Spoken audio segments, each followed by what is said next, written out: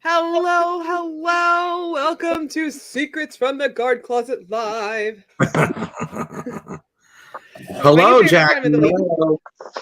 Hey, Jeremy. And hi, Chris. Hi. Nice to see you. Chris Finally. coming to us from somewhere in the middle of Texas.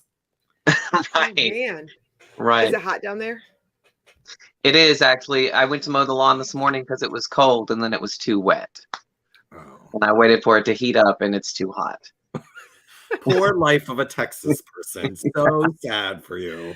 So problematic. Oh man, I'm so excited to talk to you guys today, and I'm excited. I love talking about design. It's like one of my favorite topics. So the fact that we're like discussing design, I'm here for it. I'm ready for this.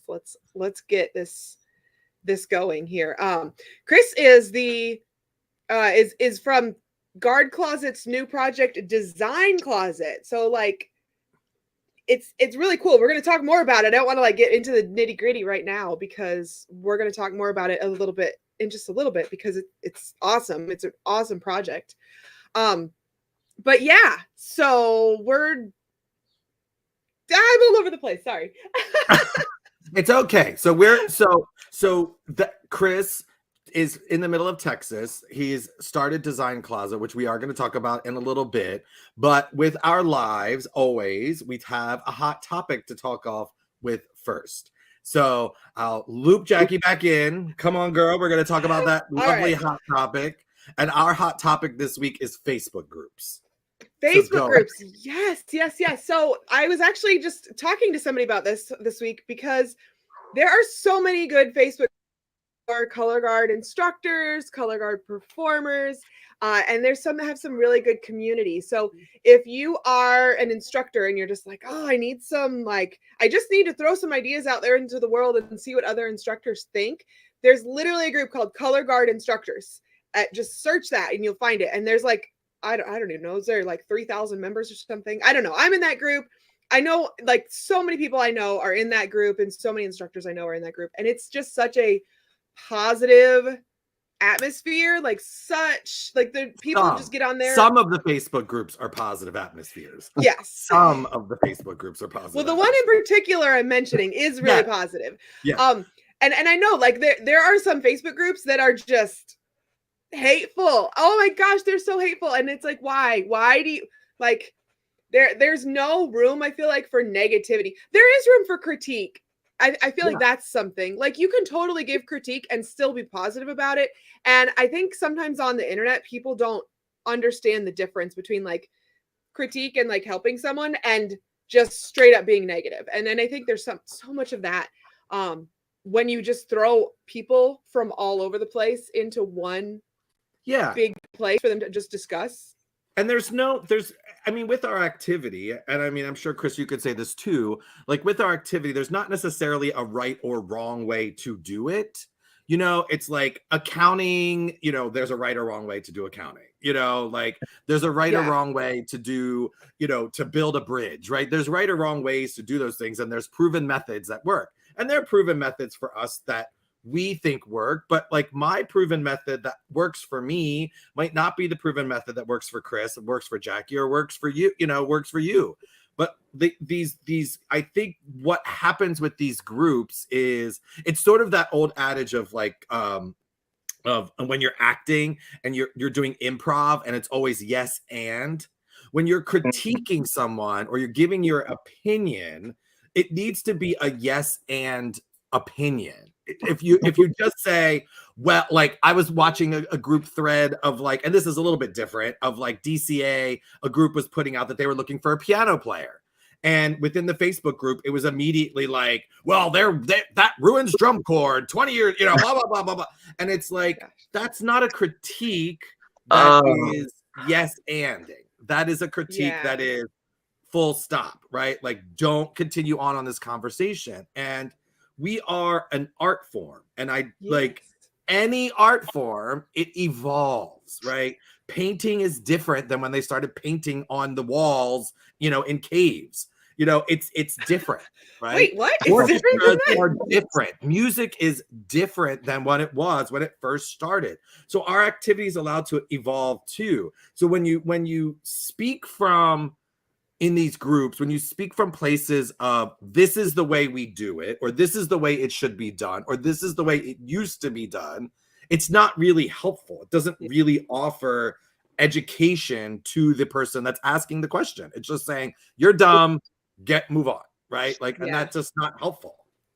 Yeah, and I think that's that hate stuff that we were talking about, just like people just getting in there and saying what they think it should be rather than like helping the people and staying on their topic.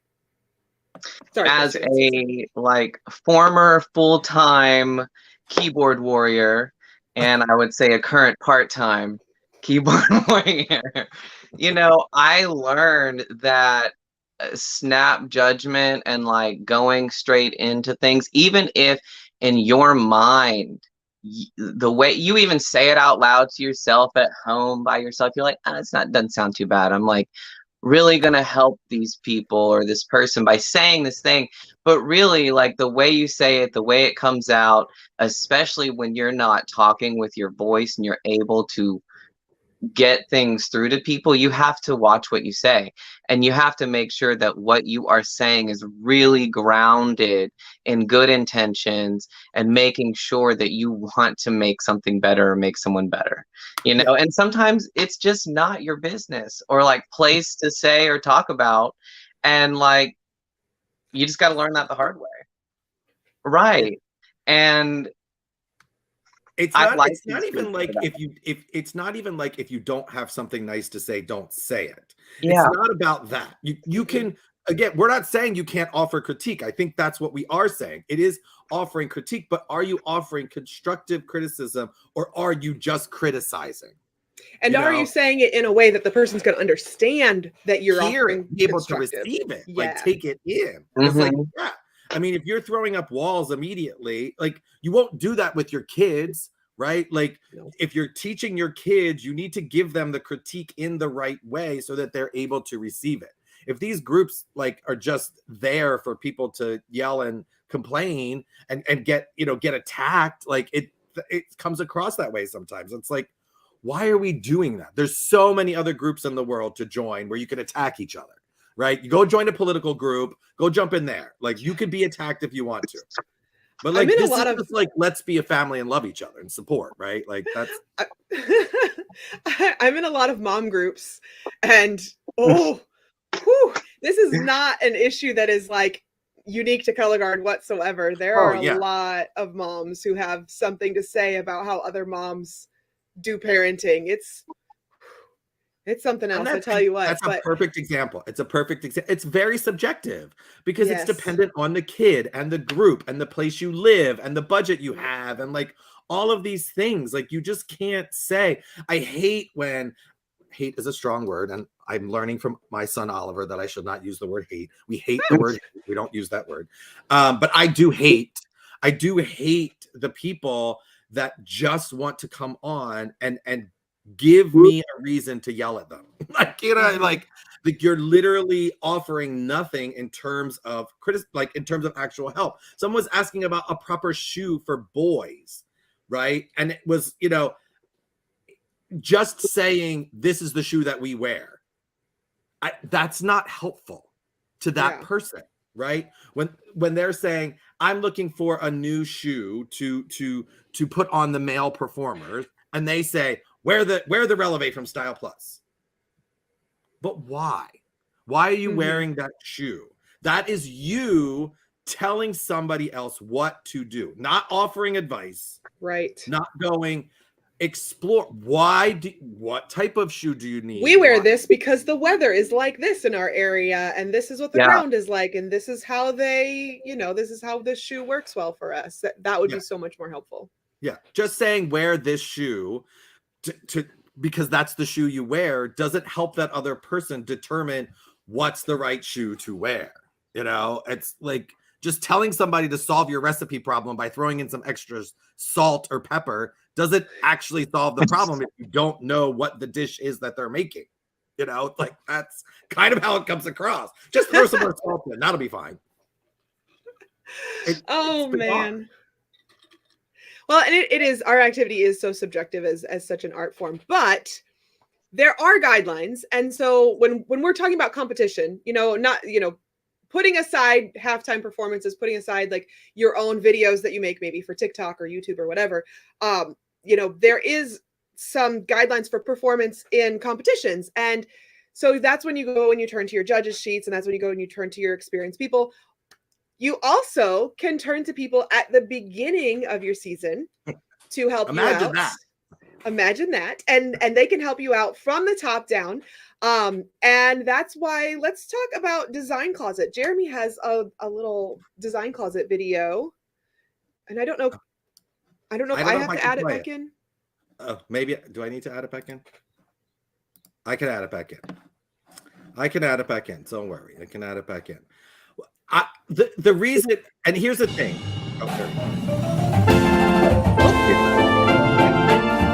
Welcome to Design Closet. Here in Design Closet, we're offering custom show services such as drill writing, choreography, and music arrangement. We even have custom apparel design for guard costuming, band uniforms, percussion uniforms, even spirit wear. Do you need a show shirt? We've got you on that too. If you need any summer spin clinics, we're here for you. We do training, we offer technique programs and warm-ups, and we even come during the season if you want us to, and do show cleaning for your team. Please fill the form out below, let us know what you need, and we'll be back to you very soon.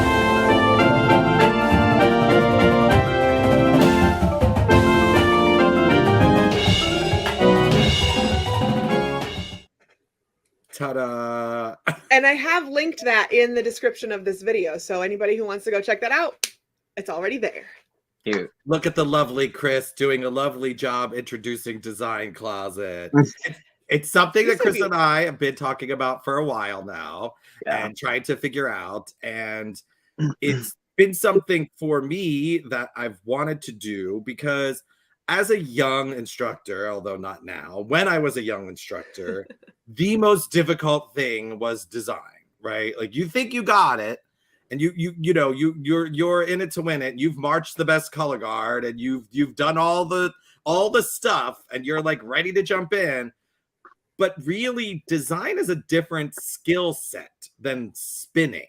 It's just because you know how to do an activity doesn't mean you know how to design for that activity, or it helps. It's a starting spot, but like any skill you need to learn. And so our feeling with this is that we're targeting those groups. We want those groups that need the help, that are looking for that next step in design, that really want to even in a small way, if need be, increase your design. If it's just a rewrite of a 32 count flag phrase because you just can't like wrap your head around it. The judges have been telling you it's awful, or this is just not working, or whatever. We have the skilled people that have been doing this for a very long time, that have gone through the training, that have gone through the trials and tribulations of design, which is like what most of us have to go through, is like we learn through the mistakes we make, right? Like our activity doesn't have a school to go to learn how to design. So us as designers learn from the mistakes. So what we're offering at Design Closet is this wealth of people that have made the mistakes so you don't have to. That's kind of what it boils down to. What's your perspective on it, Chris? Well, I do agree that we have been talking about it for a long time. And so that's a good part of my perspective. Well, okay, so you found me because I was personally advertising. And I made a website, started my own business, and based it around trying to provide affordable instruction, affordable like clinician work, consultation, and all of that to groups that needed it. And you have a lot of groups that aren't as higher budgeted. They can't all fly this many people out every 3 months to work personally with the group and stage their ballad by hand in person so that it's organic, all those things that you hear about. And so like we're here to give you something that is quality, but that can be affordable for you and still provide us with a life where we can do this for you as well. Because in the end, it's also art. So like we want to do this, us, the designers, the choreographers, the creators, we want to be out there doing it. So why not figure out a way that works for everybody, And I think that there are people like me, for instance, who didn't ever have technology like I have now in my 30s. I like bought a MacBook this year. And it was just like, okay, I have the newest MacBook out there and I have Pieware now and I'm doing it. I have the things, I have the Adobe, I have the tutorials, I'm taking the classes. And so why not make room for people like me out there and bring them in? So then we have these resources that we're going to. Like I have resources and then those people have people, you all have people. And we've started bringing them in, putting them in the redesign of the website, but then it just goes deeper into our web, into Color Guard. And so, yes, like I'm branching off a little bit because it's about affordable for groups that need it things, but at the same time, it's about what Color Guard is, which is bringing everybody together. Because like somebody just told me recently, the magic sometimes is like who you put together. Right. And that's For where the sure. magic really happens sometimes. And so it's like, oh, wow, I loved hearing that recently because it just reminded me of what we're doing here, which is trying to put people together and see the magic and what's going to happen. It's very interesting that you said, and I never thought about it this way. It's so funny. I talk all the time to Jackie, to other people. We do all these types of educational things all the time. But you said something interesting to me in that choreographers, designers, we have to do this. Like that we feel compelled because of the art that we are creating we have to do it. I guess I never really thought about it that way. You think about the painter that's like crazed in his attic and is just like painting and he's just like, I have to paint, I have to do it, or like the trumpet player who's just practicing all the time. Like, I have to do it. It's just like what I have to do. And it's an interesting perspective to think like as designers in this field that you feel like you have to do it. You have to get out this artistic expression that is inside of you, which is like just amazingly wonderful thing to hear and say. Some of us don't have that fully. You know what I mean? Like it's not, I don't know. I mean, I fancy myself a designer. I don't fancy myself an amazing designer because I don't think based on what you're saying, I have that. You know what I mean? Like I have the need to educate, and that's what my like drives me, to want to be around this activity. But it's interesting to hear a perspective like from you, Chris, that says like, as an artistic person, I have to get this out of me. And I think that's a different perspective. You agree, Jackie? I do. I really love that what we're doing, the way that we're doing it has developed so organically and so authentically, because this like the fact that you were starting this design situation, Chris, and like when I was younger, I just wanted to learn technique. And in order to do that, like I could learn it from my high school instructor, and she was great, but she was also learning, like, and she would have told you the same exact thing. She was still trying to find ways to learn it too. And we would like buy these VHS tapes, just to, put that out there how old I am. But we would buy these VHS tapes and I would watch them over and over and over again. And I would practice and practice and practice, but they were expensive. I want to say they were like $120 or something crazy to get a little VHS tape that had maybe, I don't know, half an hour to an hour worth of little technique exercise on it. And it was just like, yeah. And I'm like, I don't know, 15, 16 years old. I'm not going to be able to buy that. So when I bought my first camera, I bought my little Sony Handycam. I was like, I'm going to go make some technique videos and I'm going to put them out there in the world. And Chris, you basically did the same thing. You were like, okay, I have the technology. I'm going to do some stuff. I'm put it out there into the world. And like the fact that we're now coming together and with Jeremy, you know, we can build each other up and have the resources that we needed as kids. Like we can have that for the next generation of kids. And I just absolutely love that about this whole project of what we're doing. And that's one of the reasons like I'm so behind it, because this needs to happen. We need to push this. We need, especially for those small schools that don't have big budgets and they can't go out and buy the $120 video download of how to do drop spins, you know? Yeah. They fly their designers in from California and Florida and such. So, and there's amazing people that do those flying in jobs and create these amazing programs. And you know, having done this for a while, like I can tell you, in all honesty, it's expensive. Like it's a lot of money, and it's for the bands that can afford it. And but just because you can't afford that doesn't mean you can't have good design. Doesn't mean that you're stuck going to the drill writer that you've always gone to, who's been designing the drill for the school for the past 20 plus years, and think that, you know, you're going to get something new and exciting and different, right? Like if you want a design, it's time to look at designers. It's time to look at the people that want to see you successful, right? There's a lot of people that put out that they can do this drill and they can write your music and they can do all of that. And it's just for the paycheck. It's just for the money. It's just to, you know, make their living. But when you have somebody like we just learned, like Chris, who like feels compelled to like put it out there as an artist, right? That's what you want to harness. Those are the people you want in your life. Like those are the people you want in your program.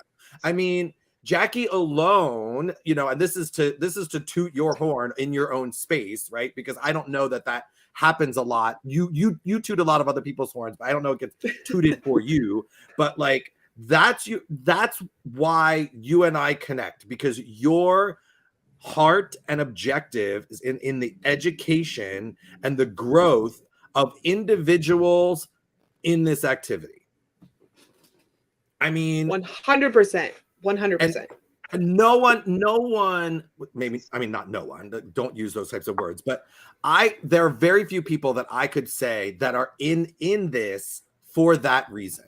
And by in this, I mean, providing content, doing the work, not just, you know, teaching, you know, or whatever. I mean, those people are in it to win it too, right? But like, I'm talking about the group of people that sell the stuff or choreograph or do the technical stuff or whatever. If you don't really have these types of people like in Jackie and Chris, you're missing out. Literally you're missing out. I wish that I had the people like Chris and Jackie where I could just be like, hey, and then Jackie just goes, well, if you just do this, and then you go, oh. I was just having this conversation this morning with somebody. I think I posted on my story about it because somebody was messaging me and she's like, I'm so thankful that you're always there to respond. And I'm like, you know, it's just what I do. It's my passion, you know, like people message me with questions and I'm like, okay, here's what I know. And if I don't know something, I can refer it to somebody else. I can be like, oh, that's a good design question. I don't necessarily know the answer, but here's an Instagram account of somebody who you could message and be like, hey. And that's what it is. That's what all of it is. I mean, how many times have we been sent a video saying, hey, will you look at this and tell me how to fix it? Like, yeah, it's 2 seconds of my life. You know what I mean? Maybe it's 45 seconds because the clip is 30 seconds. So 30 seconds to watch the clip, 15 seconds to type it out, under a minute. I've helped someone and they've gone, oh my gosh, like that's insane. You know, we have like Carlos, who is on staff at Guard Closet down in Puerto Rico, doing amazing things in Puerto Rico, getting a color guard off the island and into Dayton, Ohio, like as a young person is simply astounding. Yeah. From that standpoint. but he did not have good design background, and he fully admits that. So it was a process to like get that color guard to even where it ended, you know, in their performance in Dayton, because they don't know. You just don't know. And that's okay. That's okay. That's why people like Jackie and Chris exist, and you know, to get you there, right? Like, I mean, I'm sure, Chris, you even talked to Carlos at some point about like what he was doing down there or whatever. Actually, that's something that's on my list, because I'm like, why don't we get, you know, Puerto Rican royalty back here? And yeah, it's happening. You know, yeah, exactly. That's actually part of one of my goals, is to talk to him, because I just already thought it was pretty cool what he did. And like, wow, it takes a lot. Just me looking at it myself, and the group of people that I have working with me for Ether Independent is like, we're already stressed out. Like, how are we going to get this group there? What are we going to do? And we don't even have to worry about, you know, crossing. Well, we'll have to cross some bridges, that's for sure. You don't Not have an to ocean. Yeah, you're Right, not going across an ocean. It's a little bit different. Exactly. It's a little bit different. Just getting things shipped to Puerto Rico sometimes is a little bit of a nightmare. But I mean, you know, you're right, and it brings up an interesting thing to say, that like, as a design team, especially for a younger color guard and design team, let's just say team, right? Like bringing together a team for a newer or program, a smaller program, a younger program, any of those things, you're worried about, like, especially like the first time, right? You're worried about so much else. Like the individual people is almost your individual concern. I mean, I can't tell you how many times Jackie, you know, was messaging me stressed out on a Thursday or Friday morning going, our rehearsal space, la, la, la, la, like, oh my God, da, da, da. And I was like, girl, welcome to the wonderful world of being an independent director, because that's what it is. Yeah. Like, that's what it is. So but if you bad. had, I was like, Times have changed. You're giving me PTSD here, Jeremy. for sure, right? For sure. But that's what, as a director, that's what you have to worry about. So like, why not farm out some of those other simple tasks that are simple to people like myself or Chris, you know, that have done this design work, like designing your flags. Look, go find a printer that's going to print them as cheaply as you want, right? Like whatever, okay? Everybody's got a printer now. Everybody can make flags. Everybody's, you know, it's a race to the bottom in terms of pricing on a flag. But what I will tell you is, as somebody who sells from so many different vendors, all kinds of different printed flags, what matters is not where it's printed. What matters is how it is designed. And a good design will save a bad print job, but a good print job will not save a bad design. Oh my goodness. Like, do you know who Dax exclamation point is? Oh, from RuPaul's Drag Race? Absolutely. Yes. So last night or this morning or whenever it was, literally posted like something about like you know those new pictures that people are putting of them being drawn. Picture. Yeah. Okay, so she's like talking about those being on. I'm like trying to race to her page right now. It is hilarious. Hold on. In reference to like to what you just said about like me, an actual artist, waiting for drag queens to try to put these filtered photos on print media, knowing they have no idea about DPI, resolution, or physical printing requirements. Yeah. And it's like, you just made me think about that, because that's literally what like you're talking about. Yeah, it's true. It's true. So yes. And it's simple, right? It's simple things that you know, when here's a design tip. When you're designing a flag, think how far away that image is going to be. When you're designing it and you're picking your Shutterstock image, you're looking at that Shutterstock image on a screen that is, you know, probably being done on your phone, which is probably 6 inches from your face. Like a flag, design your flag on your phone and go set it across the room. And look at that flag and see what you see. I'm so sick and tired of getting images from people to print on flags and or seeing flags printed on the field that I'm like, what is that? What is it? What is on that flag? I do not understand. It is some weird image that you have like put all these little details on this thing that's like going like this. Like, so I want to going back to the horn tooting.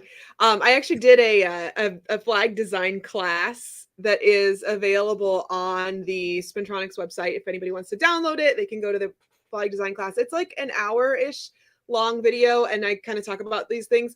But I love what you're saying about like, the print versus like right up against your face versus being far away, because we have a flag that I designed that was like, well, I shouldn't say I designed it. I chose it for its design. I picked it when I was designing our show.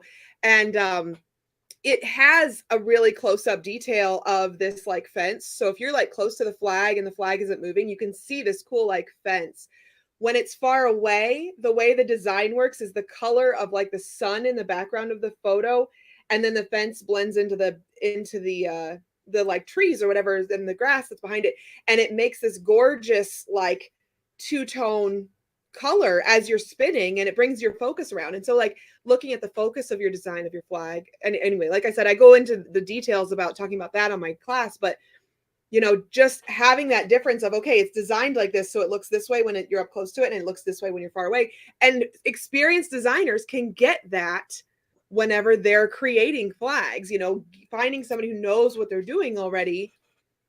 That, I mean, it's so helpful to have such an awesome thing, especially in marching band, because in marching band, some of your shows you go perform and your audience is like, here is the stands and here is your performance field. But then others, you're like way, way, way far away from them. So you have to have something that works in both scenarios. And I think that doesn't come automatically. I mean, for some people, sure. You know what I mean? Like some people just have an eye.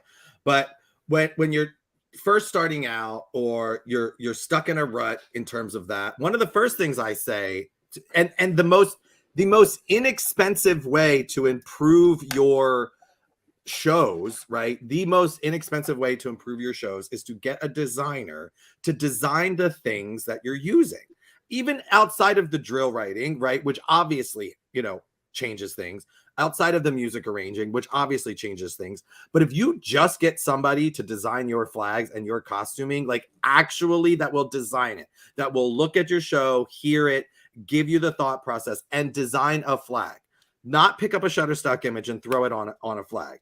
Perfectly fine to do in some circumstances, but is it a designed flag? It's not going to cost you that much money. As a matter of fact, most of the time it's included in the cost of the flag. Or like in the case of Guard Closet, that's what we're here for. Like we are here to do that for you. Like that's why we exist, is to do this type of thing for you so that you're not stressed out about it. So that it's not, you know that it's going to work. You have confidence in it, right? It's I've been reading this book on happiness and like how to be, happier. And there's happiness in group consensus, right? So when you design something on your own, the only thing you have is to blame yourself if it doesn't work.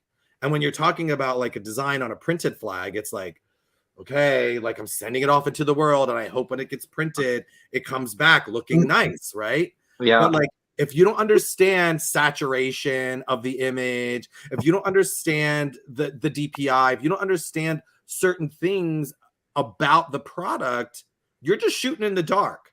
If you have a designer, that is a shared responsibility then, right? So now 50% is on you and 50% is on the designer. So now if it's terrible, you can kind of a little bit blame the designer, right? Like it's not taking away your happiness and your joy fully. If it's all your responsibility and it fails, it's on you. Just having somebody to talk to about it. You can actually talk through, well, why did this fail? What was good about it? What can we learn from this? Like that whenever we got our first designer for my winter guard, that changed the way that I approached our judges' critiques and the way that I approached, setting up the show for the following year, even because, you have somebody to like discuss this with you. Oh, I thought you had a question. I thought you were like, and I have a question. I actually have another thing I was going to say, because we have a nice comment. It's a little bit off topic. It's kind of like from a previous topic, but I was going to throw it up on the screen. This is from Cynthia. She says, such a great project, guys. Congrats. And thank you for sharing the knowledge and passion. And I think that's a big thing, is like, we're so passionate about what we do. And we just want to share that with everybody, because, we're like, we found our happiness within this activity, and we want to share it with everybody.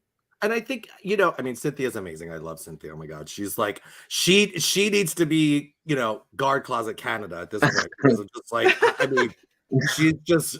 she's on another level in terms of like technical skills and like motivation and all of those things. I mean, she's just phenomenal. I can't believe that I actually taught her for a season. You know what I mean? It's like to that place where like I taught Cynthia, which I didn't teach Cynthia. Cynthia was just basically there to translate for the other French-speaking color guard people, so that she was teaching. But anyway, she does bring up a part of what we are saying, is that the passion drives the results, right? We are not churning out shows that are in a box to make money. Right. We're designing shows for people that need help to make the activity better. That's a very big distinction. You can buy something from Walmart that is your very best t-shirt, and it will be fine, and it will be great, and it will serve its function as a t-shirt for you from Walmart. But everybody else is going to have that t-shirt. It might fall apart. It might not be the best quality, and it'll be an okay price, right? Because everybody's buying the same thing, right? You're buying a box show. They have this thing called, territory or like primary rights or something. Whereas like if you buy a region show, rights, I don't know. Like you can't. Nobody else within 100 miles can buy that. Wow. Now that sounds okay, right? But like, really?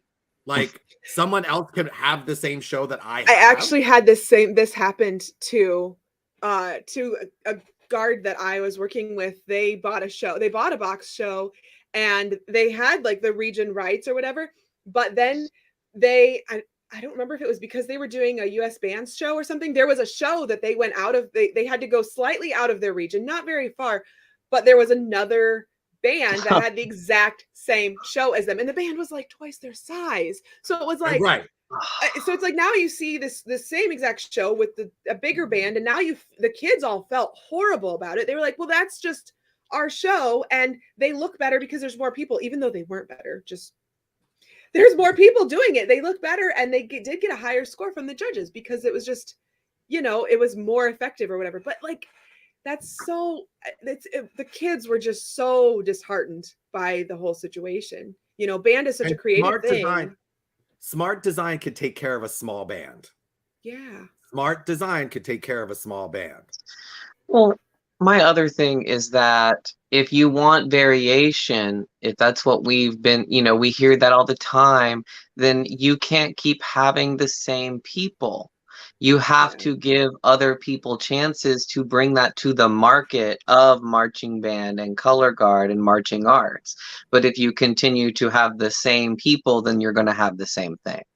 The same results, the same. Yep. It's going to look the same. It's going to be the same. Yeah, you're going to have the same order at the end of DCI. You know what I mean? Like, It's not going to change because it's the same. And cute, like, we love that for them. But at the same time, we want others to grow. Like, this is also a learning experience for me and everyone involved to get better at what we're doing. Yeah. And bring that variation. And that's what this art should be, right? Right. That's what it should be. It should be. And art for the sake of, sure. I teach a university band, right? And we're doing music from Bruno Mars and music from Prince and music, from James Brown. Cool, right? music that's been done a million times, right? Bruno Mars, so overly done, right? But if it's art and we think of it from that standpoint, we interpret that differently. We look at it differently. We take the design, we take the music, and we go, how do I skew this? How do I make it more interesting? That's always been my gig. I never, even when I got a box show, you know, like, you know, you get handed the music by a band director and they're like, here's your music. You know, it's about, you know, we bought this show about space. Here you go. We're going to do a show about space. I go, I'm not doing it about space. I'm going to listen to the music and figure out how. Maybe it's not outer space. Maybe it's open space. You know, maybe it's a field space. You know, so there's like different ways to think about it, even with a box show. But if you're not somebody that can do that, and plenty of people aren't, right? Like plenty of people are not. They do not have the ability to see something or hear something and see or hear it differently. Like they can only sort of see it in that one space. That's what we do. That's who we are. Like that's who designers are. That's what designers do. Yes, Andre. Yes. Andre agrees. With the profile picture. But Andre knows he can't put that profile picture on a flag and have it be that same quality. That's what Andre does. And hopefully everybody watching this knows that now. Right. Don't just go and take your profile pic and throw it on a flag. It's going to probably be really small or really grainy, one of those two things. The color saturation will not be good for you at all. Oh my goodness. I think Andre will be on. Andre will be on soon talking more about curriculum because I love that word. I love that word. So sure. we talk about the design closet and everything. Like there's also clinics. So what do you guys? What's the I guess what's the motivation behind the clinics? You know, we've been talking a lot about the design side and making your show and everything, but there's also this other aspect of it. So go ahead, Chris. Go ahead. Well, I mean, ultimately, we're in the art of educating people on how to do color guard.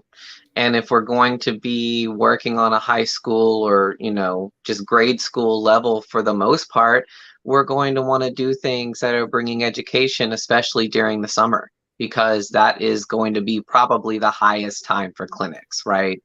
Is the summer months whenever people can like get whoever's still in their towns, not on vacation, to come and do the clinic. And so if we offer that, and maybe we can like find a way, even if it's starting next year, to say we're going to offer clinics in these 3 cities, these 3 states, and we just make it to where these people go out. You know, no matter what, we're all 3 people going to go to this place and we're going to offer you this clinic. And so then it can evolve throughout this year to maybe include that next year. Right now, it would be probably if you can bring us all there. If not, we'll find who's closest to your area. We can get one person like maybe flown in and then, or drive. I love driving. I'm getting a little older. Like I thought this year, I was like, I'm a good driver. We can do this. I've driven so much this year and it's been harder.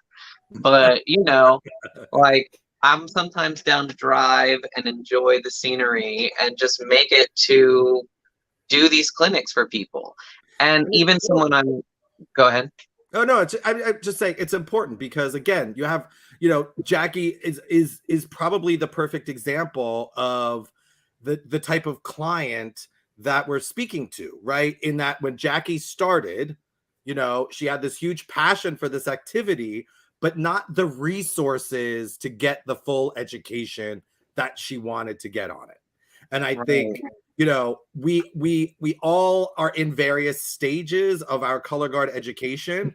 I often say, I feel like right now I have like my doctorate in color guard just because I've explored all of the aspects of color guard, you know, in terms of the activity. But and I don't have a doctorate in design though. I don't feel like I have a doctorate in design. I just feel like I have like, you know, you get that doctorate in dance education or like curriculum or something. I think that's maybe what, you know, I feel like I have that, like color guard curriculum education. I feel like I have that, but like, you know, and maybe Chris has his master's degree right now and he's still working on his doctorate in color guard. Yeah. And, you know, Jackie has her master's degree in technical skills. You know, those are all things that we as educators, that we all are, and we as people with passion for this activity have decided to do with our life, right? We don't have day jobs. This is our day job, right? This is our passion. This is our life. So like having people like that you have access to all the time, that you can just ask a simple question. Just ask a simple question is invaluable, I think. And you should use them. If it's not us, use another resource, right? Go to another person and just ask for the help. Yeah. You know, Carly's on here. She says she desperately needs a clinic. On our way. We are here for you. We are here for you. That's the color. That's the guard closet saying that I keep with it on every single thing that we do. We are here for you. That's what we want to do. That's what we want to do. We don't have to. I mean, we have to. Yeah, I think Chris feels like he has to, right? Deep down in his soul. But we want to, and that means something. That means something more than just doing it. You know, being the band director for your own high school and then writing drill for like 8 other high schools. You know, a lot of people do that. They might not be fully concentrated or fully invested in the 8 other schools or their own, you know, like that. It's just the cause of being a band director. But us who are professionals, this is what we do. It's different. It's a different way to look at it. Yeah. Truly is. It is. And what Chris was saying about like loving to drive and what have you, like this is, we've been doing clinics at Spintronics for like over 10 years. And like every summer I would get up and just go, and I'd be gone for like 10 weeks straight in the summer doing color guard clinics, doing band camps, doing all this. And there's people out here who are like that. We're, you know, that's why we've got this set up the way it is. And we'll just go all summer and come teach. And now I'm not doing any traveling this summer because I have a baby at home. Up. Yeah. She's stepping up. Yeah. She's moving into that managerial place where she's going to send out the little minions out across the world that she has taught and has fed all of the information. And now we're like, go. One of the best things I saw in Texas when I was down there a couple of years ago was this company that was like color guard substitutes. Because obviously in Texas and a couple of other states, you can be a full-time color guard person. So when someone calls out sick, they need a substitute. And you're not going to call in Mrs. Brown, who usually substitutes the history class, to, you know, substitute for the color guard class. So there was this company that started that was color guard substitutes. And there was just a group of people that like you could call the day before, you know, a couple days before and say, I need to substitute for this class. Send somebody. I was like, this is brilliant. This is a brilliant concept. But it should go bigger. It should be a national thing. And that's what we've done here. We've sort of taken that. Like we have a school already that Chris is working with that's in Pennsylvania that wants, you know, these 2 or 3 different things in the list from Design Closet. And we already know who can go there, who can be there in person without much effort. You know, that we can have that. And we have people all over, you know, the US that have been trained and understand and that we work with and that, you know, look at us and go, yes, I want to do it the way that you guys are doing it. I want to be a part of this entity that is here for the students, that is here for the program, that is here not just to make the dollar, that is really invested in the activity. We have them all over the place. I was talking to somebody last night in California. I was like, I know that you're going to be used at some point in time. You're going to need you to travel someplace. Are you ready for that? They're like, yeah, let's go. I'm ready. Let's do it. You know, so we have everywhere all the time ready to go. And we've been built up authentically. We've come together organically. And that's, I think that I really just think that's such a great a great aspect of what we do. Is it's not just some business person who was like, let's just throw these people together. They seem like they know what they're doing and like make money off of it. It's actually people who care about what's going on, and it's intentional. It's intentional. Yes. It is very intentional. I have made it intentional. You all have made me make it intentional. Like I've said this from the beginning with Guard Closet. You all drive what Guard Closet becomes, right? And so that's the authenticity. That's why we can speak from that place and say we are being authentic when we say these things. This is not just a line to like sell stuff. Like that's not what this is, you know. I say all the time, I could very easily just go back to having Guard Closet be consignment only and live a very normal life off of that. That's not my passion. That's not what I want to do with my existence. I want to be involved with people like this. Well, this, yeah, that. To create this world. That's what I want. World. Yeah. I love it. Like, it really does take a certain drive and motivation and passion to wake up every day and, you know that like what you're doing, you're building and you're making it grow and you're having to do that. And you can't say that we're not all passionate about it. You know, like we're doing that. I'm like sitting with bags of costumes and a box full of costumes next to me. I have to get back to doing it in a second. Yeah, exactly. That all of this that I hide under the Chris has a lot of consignment that's going to be coming from the Texas consignment. The Texas consignment warehouse is, as Chris has put it, is officially closed for intake. I said nothing can come in for a couple weeks. we have so much that's about to be shown from like oh yeah, just got to get through it. Yeah we're gonna get there. When are we going to open the Missouri consignment warehouse, Jeremy? Well, I don't know. We'll have to start with Andre. We'll have to get you and Andre in that Midwest, sort of like, closet. We got Midwest closet. We got that little area. There's pockets, right? Like Chris Green is ready for, Guard Closet, Florida to start up, Everybody, it's getting there. It's getting there. We're moving across the country. We've got Texas. We've got, we got the East Coast. We're getting there. We're getting there. Here for it, though. Ready. Awesome. Well, this has been lovely. Yeah, this has been so great. I loved sitting and chatting with you guys so much. It's fun. I'm glad we could do it. I've been wanting to. Yeah, we know that we can always get on and give it great advice to whoever. So, Chris, what's your final advice for everybody? What's your final call to action? What should they do after watching this video? You should go to guardcloset.com/design and fill out the form so that me or somebody else can come write your drill or your choreography or give you a technique program, give you some music, all of that stuff. So that is the call to action. Contact me. Do it. He's ready. He and all of our operators are standing by now. Hello. Hello. As in these three operators that are on this screen will all be standing by as soon as we're logged out of this.